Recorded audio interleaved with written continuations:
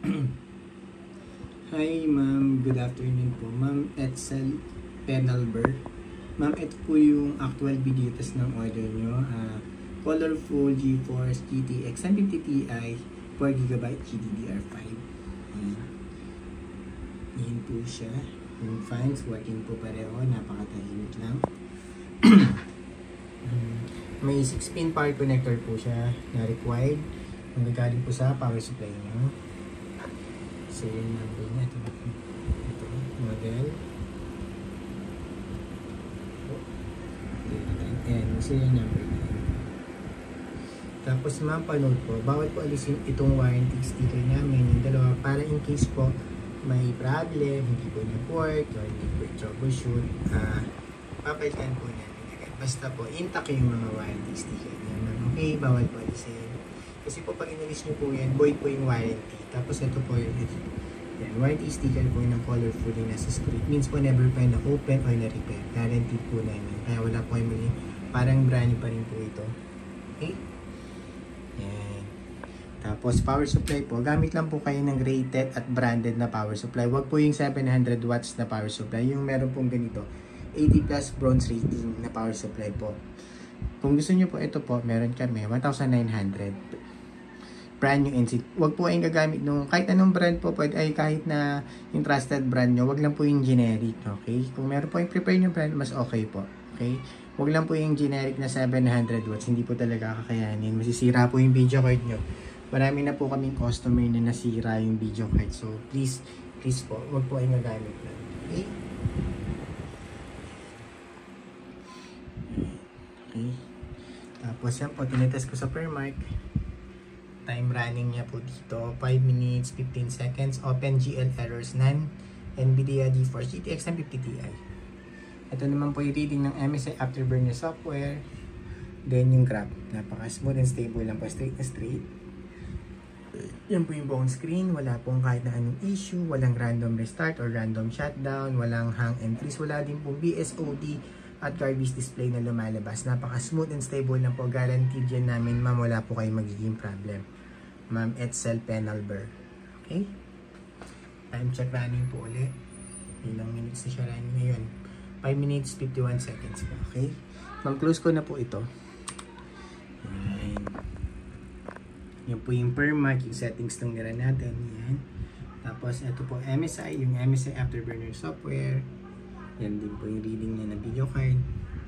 Tapos ito naman po yung full details and specs ng GPU Z niya. Okay, yan po. Sensor, yan.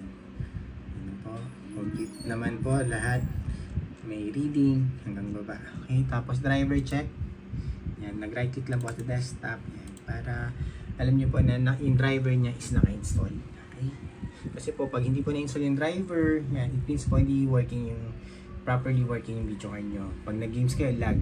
Yan, importante po yan na nakikita nyo naka-install yung driver. Yan, pinakita rin po namin na naka-install yung driver. Kasi po pag hindi po naka-install yung driver, may issue po yung either yung PC nyo o yung video card. So, importante po yan. Kitang-kita nyo po na walang kahit na anong issue. Okay? Tapos, okay. Open na po kayo ng Google Chrome. For time and date checking po. Para alam nyo kung kailan ko po nire-record yung video test before po namin i-ship out today. Ayan. Bali, ano na po yan? Naka 1300, naka 24-hour format lang po. Bali, ano yan? 1 PM, Monday, May 6, 2024. Yan, yun po yung current date and time natin. Before po namin ship out. Yan, isa pa. Real time po to. PH time. Dalawa yung reference natin para. Yan, 1 PM. Yan, nakita nyo po yung analog clock natin. Dito sa digital, naka 24-hour format po. Pero same lang po yan. Yan. Okay, yan. Same lang po. 1:01 PM, May 6, 2024. Yan po yung current date and time natin. Before po namin i-ship out today. Bago namin ipadala sa inyo. Kung gusto nyo po i-double check tong website kung legit, kung real time, yan po. Pwede nyo po puntahan yan ngayon. Double check nyo po. Testing nyo po kung real time, kung nadadaya. Yan, pwede nyo po puntahan yung website na. Ito din po yung isa. Okay, yun lang po mga Edsel Penalber. Sorry po. Yan. Close ko na yan and shutdown para ma-ship out na po din namin today.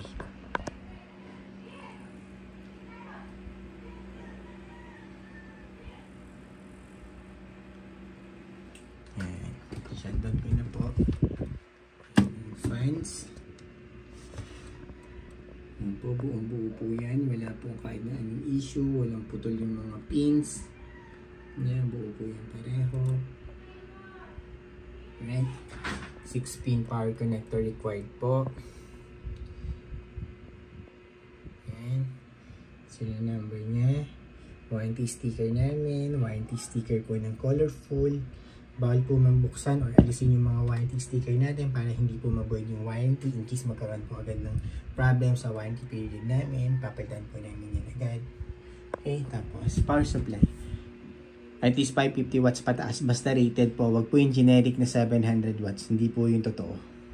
Okay, yun lang po. Yung mga generic na power supply po na ano lang siya. Yung rated nyo doon is mga 200 lang po. Okay, kaya po nire-require po namin yung gumamit po kayo ng power supply na rated or at least 550 watts lang po patas. Yun lang po, Ma'am Edsel Penalber. Thank you po, bye!